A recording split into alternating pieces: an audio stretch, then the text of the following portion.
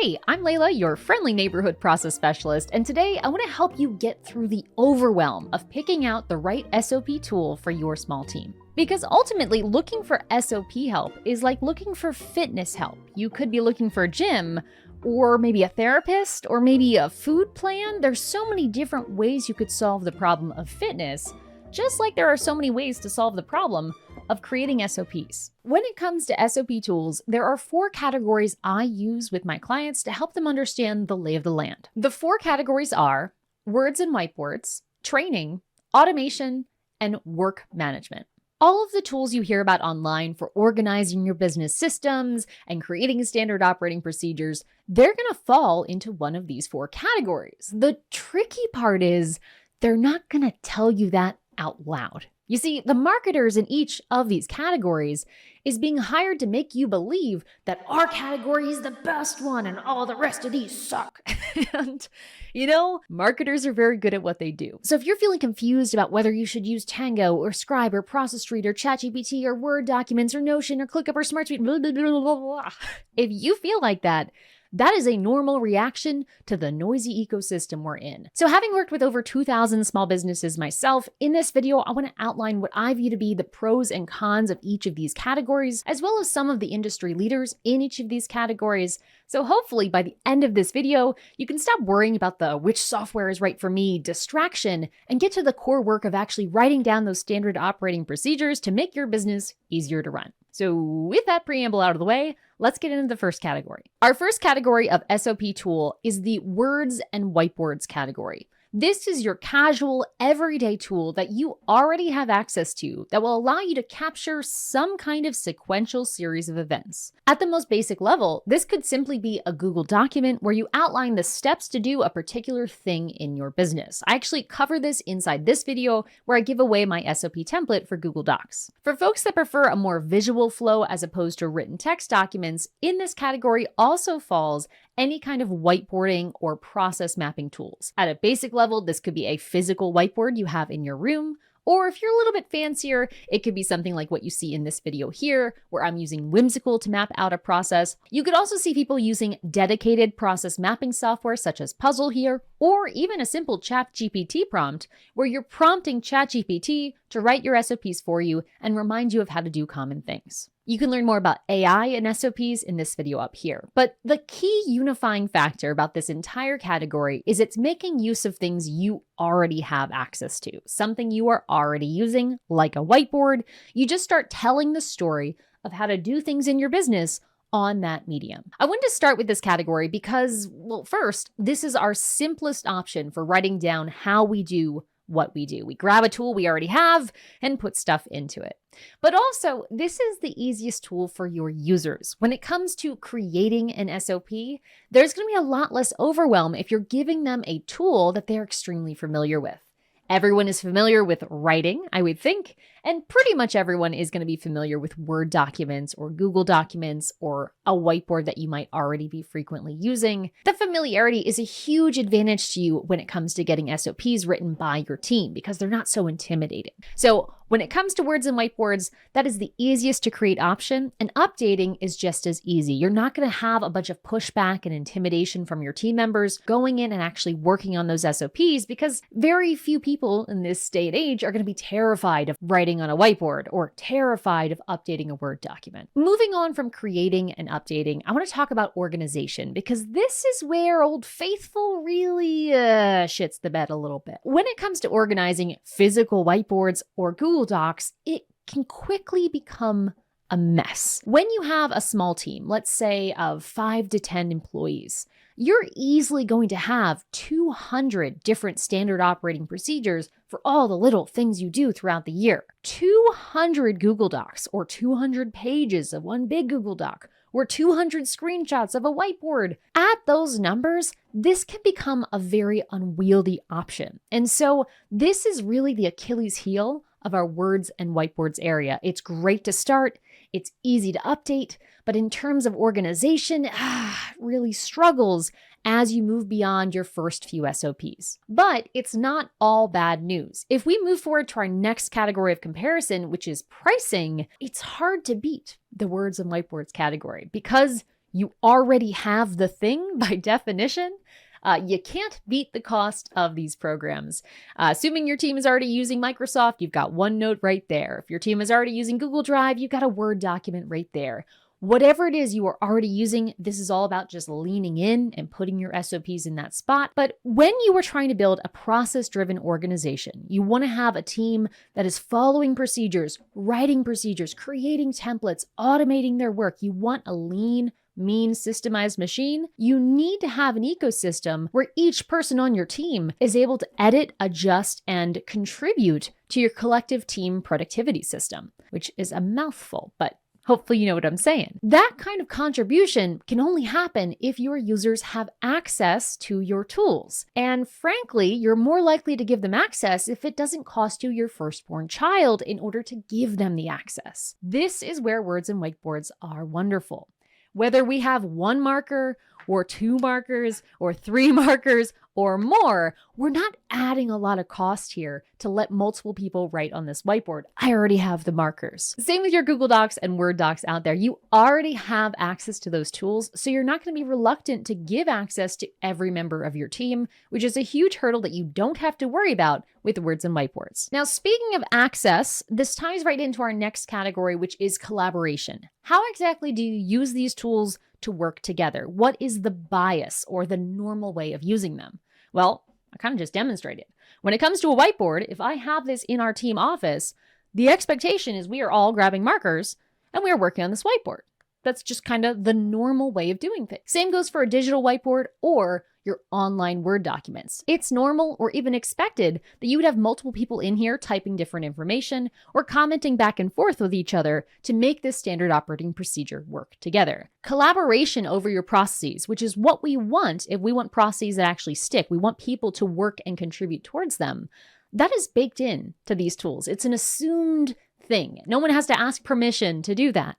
And that is one of the great things about this category. But let's round out this section with some pros and cons. Overall, if you were to use one of these tools, such as the whiteboarding options, a physical material, or an online document, you have familiarity. You're not having to pay more, teach more, learn more, struggle more in order to get this stuff set up. You just open something you're already familiar with, and that is a huge pro to get your team to actually use your policies rather than having them collect dust on a shelf. However, on the con side of things, these kinds of words and whiteboards, I mean, you would be lucky if you could put them on a shelf, and frankly, most of us cannot. But despite how great it is to start with this category, it really does struggle as you begin to scale. So if you are sitting here thinking, man, I'm ready to build a full-on operating system for my team. I want to have an operations manual. I want to have everything we do written down so I can sell this business or add another company into my holding company. If that's you, this is probably not your category because words and whiteboards get messy very quickly. There's no visual way to connect it all together. And more quickly than you might expect, you end up with just a pile of files that can be overwhelming to actually use. So with that, let's move on to the second category of SOP tools,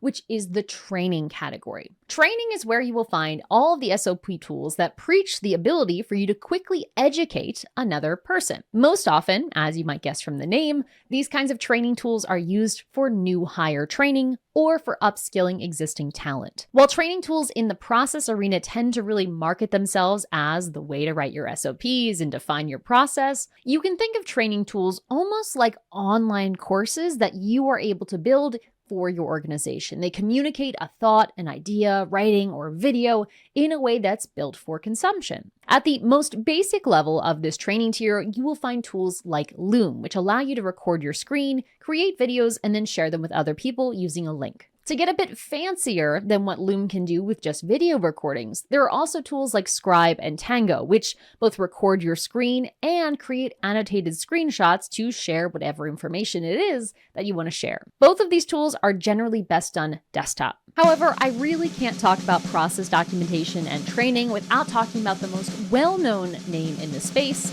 namely Trainual. Trainual is the epitome of the training-focused SOP tool in that it allows you to create almost like online courses to guide people through the information they need to know to work at your company. Here you can see inside my Trainual account where you can see headings being added, text, you can embed those Loom videos in here as well as add additional resources all nicely formatted. Trainual allows allows you to organize the information in your business into different categories. Here you can see what Trainual looks like from the student perspective, as you can go through different areas of your account and mark them completed as you go. Think a training-focused tool might be the right choice for you? Here are some facts that you may want to consider. In the training category, creation of new standard operating procedures is fairly straightforward. As you can see here, you can just create a subject, add in the information, and then you are just typing just as if you were in another Word document. I'm marking it a little bit more difficult than just a Word document because you have to log into another tool and get comfortable in that new space in order to do it. So there's a bit more friction. Moving on to the updating process, this is where things get a little bit more tricky.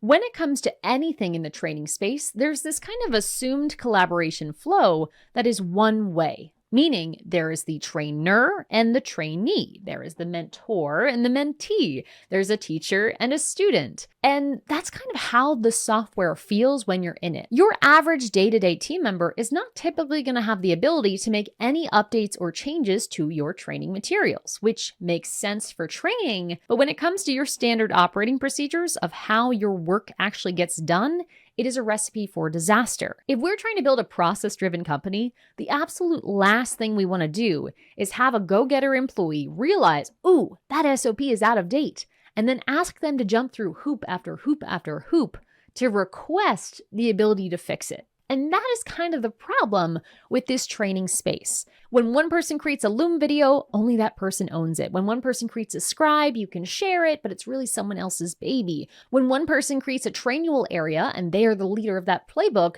they're the person in charge of updating it. There is this implied bias. The default state when it comes to these kinds of training tools is a one-way form of collaboration. While some tools have special features to make it a little bit easier to collaborate with others, Scribe comes to mind particularly, across the board in this training arena, that's not the default setting, and that's not something you would generally get included without adding more users or adding more permissions. Now that brings me back to the topic of cost for these tools. Because they are defaulting to a few people teaching a lot of people, the pricing model reflects that. Most tools in this training category will give you a limited number of editing seats, meaning a limited number of teacher spots.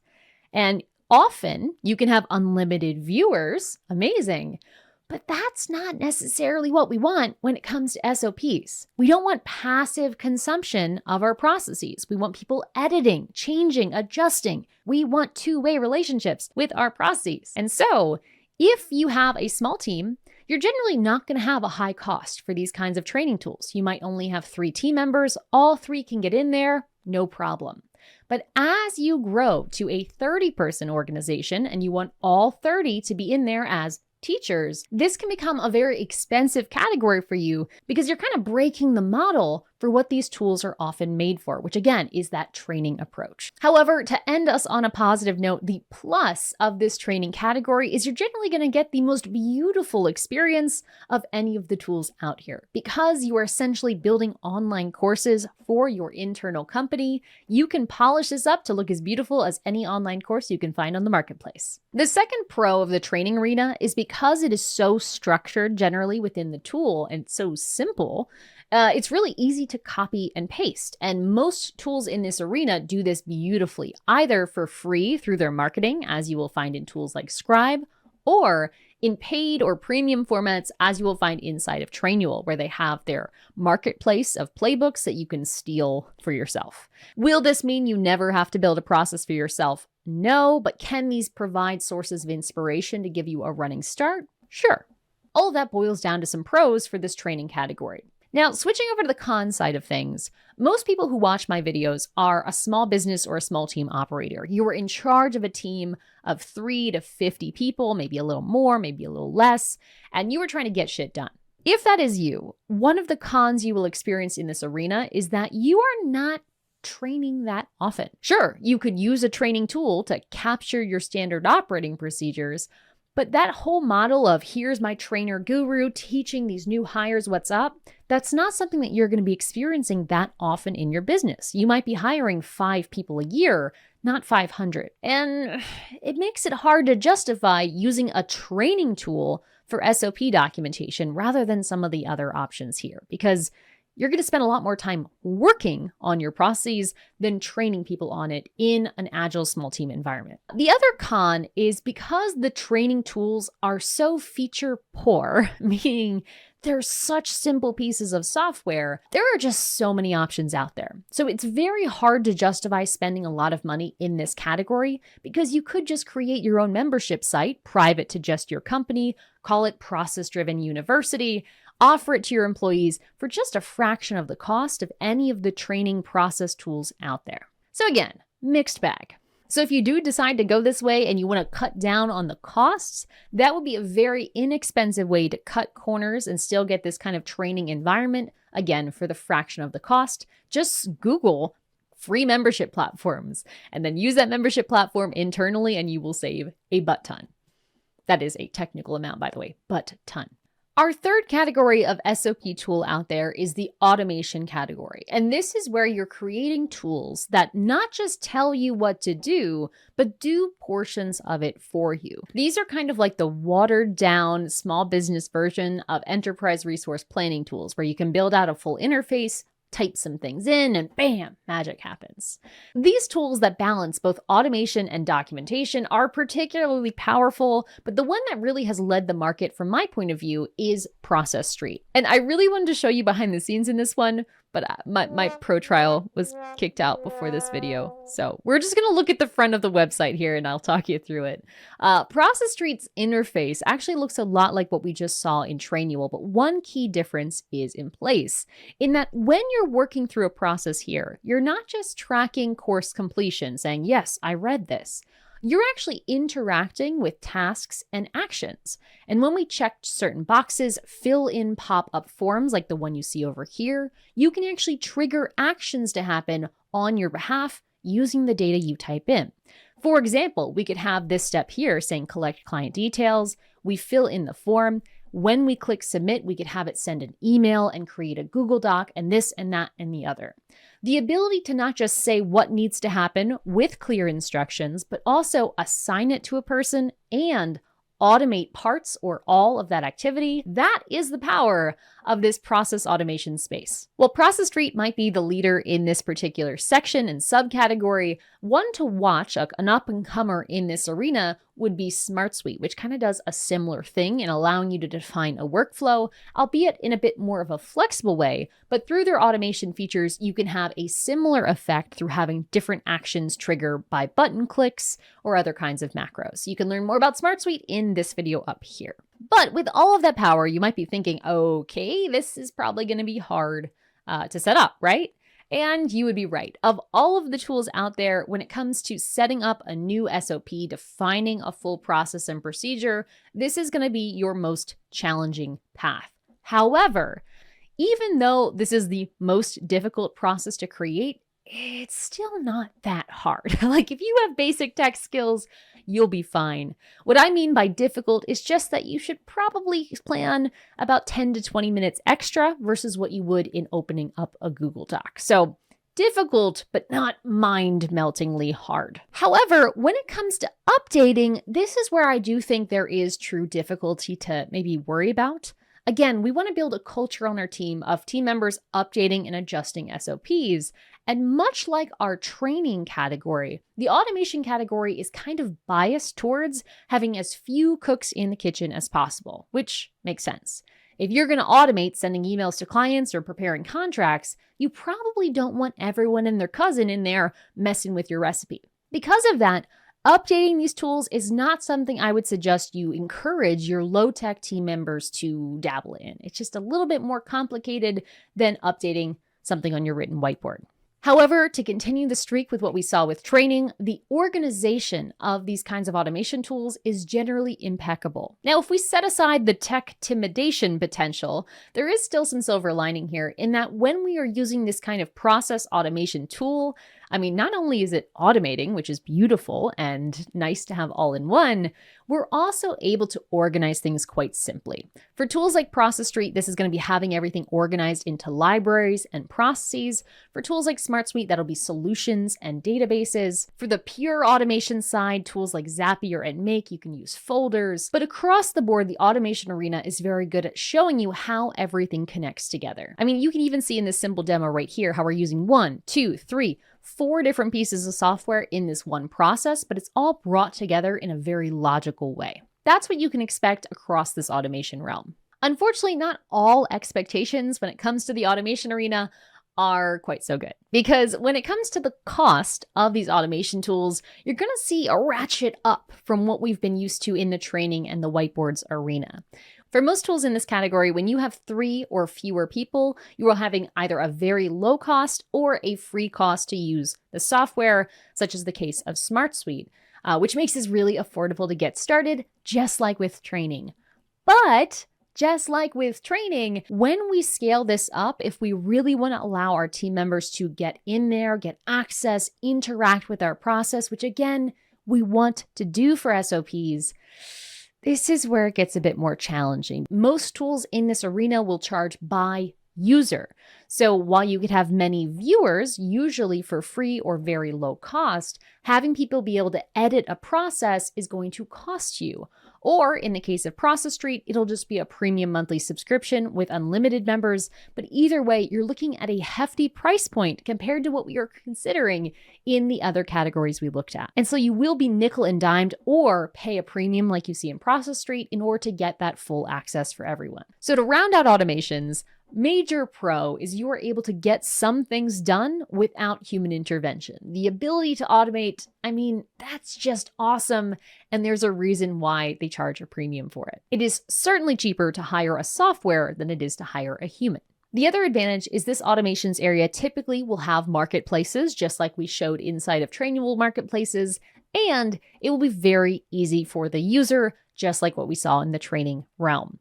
However, all of that ease for the user is sort of offset by the difficulty for the admin. And again, relative difficulty. You do not need a computer science degree. I certainly don't have one, but you're gonna want to be comfortable with a lot of doodads and settings to make sure these things are all dialed in.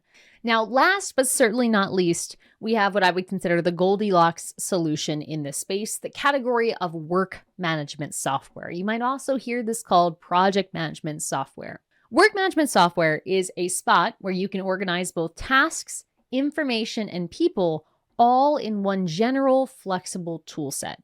The common leaders in this space that you might be familiar with would be tools like ClickUp, SmartSuite, Notion, Monday, Wrike, Asana, Trello, and so on. They all have their pros and cons, and I actually have a whole video reviewing several of them up here. But the work management space is really renowned for its flexibility. For an example, you can see inside my Notion account here where I can create a new SOP from a template and add in different sections to describe the process I'm looking to build. Once this page loads, I can simply write out my title, fill in the available fields, and start writing my SOP as I'd like to do it. Inside the work management tools, what really makes them stand out is they have the elements of a Word document, such as this text area down here, as well as structured fields like what we saw inside of Trainual and ProcessStreet, where we can go in and add things like the equipment type, last edited by, what process this relates to, and so on and so forth. The ability to add structured fields and freestyle text together in one system is really what I think makes work management tools stand out, because not only can I create my SOPs inside this tool, but inside other areas of the same exact software, I could use the same layout to capture other things, such as tasks I need to do.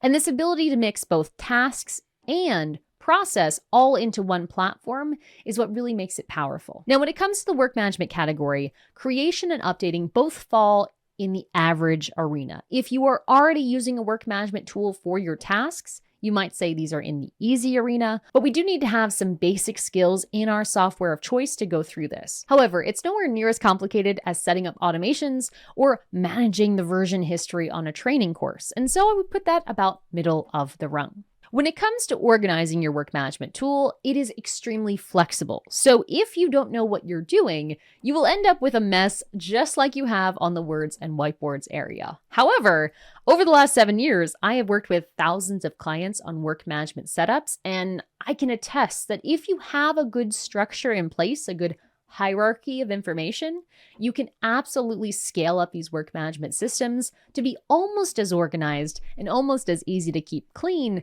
as the other two categories we reviewed. Now, the next question that comes up comes back to cost. And this is where it really depends on what you are currently using right now. If you are already using a work management software like ClickUp, Monday, SmartSuite, any of the ones I've listed throughout this video, your cost is actually nothing to start using it for SOPs. If you already have a paid plan, generally speaking, these tools do not charge you for using the tool more, okay? So your cost would be back into this cheap category. However, if you don't currently use some kind of shared task tool for your team, I would put this in the fair category, both for a 3-person company and for a 30. The beautiful thing about work management and why it works so well for SOPs is because work management deals with both tasks and information. Tasks, by default, we assume we want everybody to be able to interact with them. And that is helpful to us because when it comes to SOPs, we also want everybody to interact with them, which is a far cry from what we see as the norm inside the training or automation arena where you have to pay extra for extra users, blah, blah, blah. Finally, when it comes to collaboration bias in the work management tool, I kind of already hit on this, but it is flexible. To show you an example of what this flexibility might look like, I'm going to go into SmartSuite, which, by the way, if you're paying attention, SmartSuite is in both of the categories. It is a work management tool that also does process automation. So just a little side note here. But if I go inside here and I just open up a random solution I have the ability to set permissions for this area. So I can set it per subsection, per overall solution, and so on and so forth. So when it comes to collaboration defaults, it's completely up to you. You can say, hey, I want this area to be one way. I only want my admin to be able to edit it. I want this other area to be full editing access. I want this area to be comment only. You can kind of customize that in all of the leading tools inside this work management arena. So the real challenge is just picking which one you want to use, which again, I have a video for up at the top. So to sum up the work management arena, the pros are you're already going to be using it for tasks. So you're putting your process where tasks are happening and having those two things together, beautiful for adoption. 2, you're already having it be collaborative. You're not having to nickel and dime and hack around the system to have multiple users editing. It's assumed that you will have people interacting in a work management system, which is great for scaling up. And 3rd, because work management tools come in so many shapes and forms, there are so many great tools out there in this arena, it is very easy for you to find one that works for your brain wiring and gives you the visual layout that works for your brain. You're not locked in to an online course format or locked in to a doc format. To show you a quick example inside the tool I happen to have open here, Notion, you can have tables, boards, charts, timelines, calendars, any kind of layout you can imagine, you can generally organize inside these work management tools, which is why their flexibility is such a pro. However, that same flexibility is frankly the biggest con with these work management tools. Similar to words and whiteboards, because you can do whatever you want, if you don't know what you're doing, it can be easy to make a giant mess. However, people like me exist to help you set them up correctly, so if you decide to go this way, call me, information in the description, we can help you set it up properly. But that is the work management category. So with all of that said, you now understand the 4 secret categories of SOP tools that no one talks about, but are actually there in the marketplace. Which one is best for you? Well, if you are a brand new company, you're still trying to figure out what your SOPs are, maybe you haven't even written any yet, without any hesitation, I would suggest you start with a words and whiteboards option. So whether that's a Google Doc, Word doc, OneNote, whiteboard, piece of paper, I don't care and it doesn't matter. What matters is you get those first SOPs written. You can always move them later. I've given you the leading options in this category, but if you want me to dig deep into this or any of the categories, just write it in the comments below and I'll make a follow-up video on specific tools in that category. If you are in a situation where your main pain point isn't writing your first SOP, it's figuring out how to get the same frickin' information into each new person's head, That's when you're going to want to go into the training arena. If you are doing certifications, a train the trainer model, if you are a larger company and you're constantly onboarding junior analysts, that is where this training category is going to be your best friend. I already provided you 3 software in this arena that you could look at, including the leader, which is Trainual right now. If you want me to dig deeper into these in a follow-up video, again, just write the word training in the comments below. But let's just say you're not in the arena where you have a big team and you're growing quickly and you need to have certifications and train the trainer and all that stuff. You just want to get shit done and you want to be locked and loaded. To dehumanize in the best of ways your process, you may want to check out the automation arena next. I would say the automation category is best for people who have a skilled and slightly tech-biased operator on staff. You have a project manager, head of operations, head of IT, who loves this shit, and just say, hey, Bob, Merry Christmas, here you go. And give that person the right of way to start building out a full ecosystem. Recognize, though, when you are automating, it's not quite the same as creating SOPs. You are building an automated system rather than written instructions, and that is okay. You want to skip that step? Go right to it. Just make sure you have that person who is willing to spend the time administrating the system, because that is the thing people generally miss. When you're automating, yes, you don't have to do the task anymore, but you do need to spend your time managing the system that you have automated. More on that up in this video up here. Now, that brings us to our 4th category. Who is this best for? Generally speaking, everybody. If you've listened to everything I said here and you're like, I'm kind of in between, this is your category. I've worked with thousands of small business clients ranging from government agencies to nonprofits to startups to small businesses to holding companies to dog trainers, you name it. This is by far the most common solution that works well for small teams of less than 100 people. Work management tools give you kind of the best of all worlds here. It's the Goldilocks. It doesn't have the power of any of these 3 other extremes, but it takes the best of each and puts it into a flexible and affordable platform. So if you are stuck and you're absolutely paralyzed and you're like, I don't know which one to go with this one. The top tools in this space, from my opinion, are Notion, ClickUp, and SmartSuite. Notion is the most flexible of all of these. SmartSuite is the most rigid and automated of all of these, and ClickUp falls somewhere in between. If you're shopping in this category, I have comparison videos on all of these on this channel, or if you want me to give you an updated review of which is best, just write the word work management in the comments. Again, I will make a follow-up video for you. And so just to plot those visually, you end up something like this, where work management is squarely in the middle, automation tools up here with a little bit more expert intuition, training more structured and simple, and words and whiteboards super flexible and super team-led, but that comes at a cost as you scale. But wait, we have a new problem. Once you have the SOP tool that works perfectly for your team, what do you actually put in it so that it makes a real difference for how your team works? I've got 2 options to help you take your next steps. First, if you're looking to delegate for the first time, there is a course called Task Plunger for free in the description that will help you unclog your task pile. Get it? Task Plunger? Yeah, for free in the description if you're looking to get started with delegation. However, you are a seasoned delegator and you're not looking to get started, but you're looking to really systemize your whole business, I have another bonus for you down in the description, which is my Blueprint Masterclass that shows you how to systemize your whole business through standard operating procedures. Both of those are free and in the description below. And if you're neither interested in delegating for the first time or systemizing your business, why are you interested in SOPs? But if that somehow applies to you, we've got a video here on the end screen you can watch next. Thanks so much for watching. Check out those freebies in the description and enjoy the process.